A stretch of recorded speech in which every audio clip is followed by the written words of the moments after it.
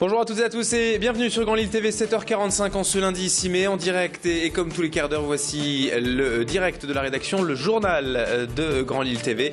Et toute l'information en images en 7 minutes, l'actualité dans la métropole lilloise.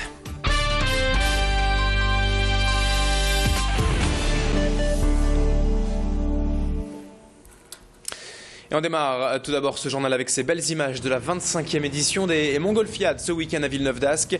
L'événement organisé par l'école centrale de Lille a réuni une quinzaine de ballons et même si la météo ne fut pas franchement une réussite samedi, la journée d'hier dimanche donc a permis plusieurs envols sur la plaine Côteleu au parc du Héron. Et toujours cette magie des ballons en vol, de ce bruit très particulier des brûleurs et de la vue magnifique forcément à bord d'une montgolfière, du calme et de la sérénité du vol en ballon. Alors pour découvrir la métropole vue d'en haut, rien de mieux. Le public et Jimmy Hutchon s'est massé hier au pied de la piste d'envol pour voir et entendre les montgolfières décoller. On écoute notamment l'un des pilotes de montgolfières rencontrés ce week-end sur la base donc, du parc du Canteleu, Sébastien Seguillot, au micro de Jimmy Hutchon.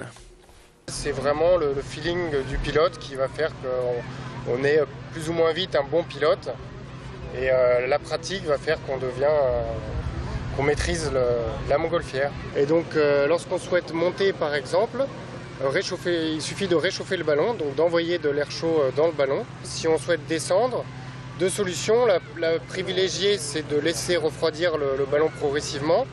Et ce faisant, le ballon va descendre petit à petit. Dans l'actualité de ce week-end dans la métropole lilloise, on revient également sur le 8e salon maçonnique du livre et de la culture à Ronchin. Un événement organisé tous les 2 ans afin de faire connaître aux profanes, comme on pourrait dire, ce que sont les francs-maçons. Un événement de communication, donc surtout auprès du grand public, puisqu'il permet aux francs-maçons lillois de mieux se faire connaître et de démystifier toute la franc-maçonnerie. Au programme du week-end, donc des débats, des conférences sur différents thèmes comme pourquoi devenir maçon au XXIe siècle. Jimmy Hutchon est allé assister à cette réunion de la loge lilloise et a rencontré Marc-Henri, grand maître de la Grande Loge de France, que l'on écoute tout de suite sur Grand Lille TV. Eh bien, par l'initiation, justement. Donc d'abord, on est en général approché l'habitude et qu'on a un parrain ou une marraine en maçonnerie. Et donc, on a une personne qui un jour va se dévoiler et dire « je suis maçonne, je suis maçon ». Je pense que ça pourrait vous intéresser, puisqu'en général, c'est quelqu'un de proche avec qui on fait cette démarche et qui va y réfléchir. Évidemment, on va en discuter d'abord et puis ensuite, on va essayer d'entrer. Car entrer n'est pas très facile, sortir, par contre, est très facile. Un mot de sport en bref également dans l'actualité et de rugby. Tout d'abord avec la victoire du LMR samedi soir à Romans-sur-Isère. En quart de finale, aller des playoffs de Fédéral 1. Les Lillois sont allés s'imposer 12-3 dans l'Isère et s'offrent ainsi une belle chance de qualification pour les demi-finales. Un match sans essai samedi donc, mais c'est avec 9 points d'avance que les rugbyman nordistes attaqueront le match retour. Rendez-vous samedi au stadium de Villeneuve d'Ascq pour une victoire attendue et une demi-finale de playoffs pour le LMR. En football, en revanche, Lille a peut-être doucement dit adieu à la Ligue des Champions ce week-end en perdant à Toulouse 4-2 samedi. Les Dogs n'ont pas su se relever après le gâchis de la semaine dernière et le match nul à domicile contre Sochaux et laissent ainsi filer le podium à 6 points désormais. À 4 journées de la fin, la qualification européenne semble maintenant bien compromise, même si la 4e place est encore jouable. Prochain rendez-vous pour le LOSC, ce sera vendredi à domicile face à Reims, on en reparlera.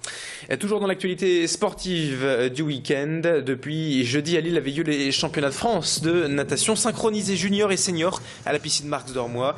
29 clubs français étaient représentés, soit près de 250 nageuses. Les Lilloises de Métropole Nat Synchro avaient pour objectif de se maintenir lors de ce rendez-vous. Et même si leur préparation a été largement perturbée par plusieurs blessures, en terminant en 10e et 9e des championnats senior et junior, elles ont assuré leur place en championnat de National 1 la saison prochaine. A noter pour l'histoire tout de même que ce sont les nageuses de Colomiers qui ont emporté les 2 titres, senior et junior.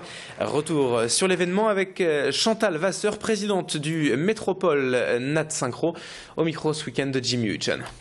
Les championnats de France National 1, c'est très important parce que Lille n'a pas eu la joie d'accueillir cette manifestation depuis 1995.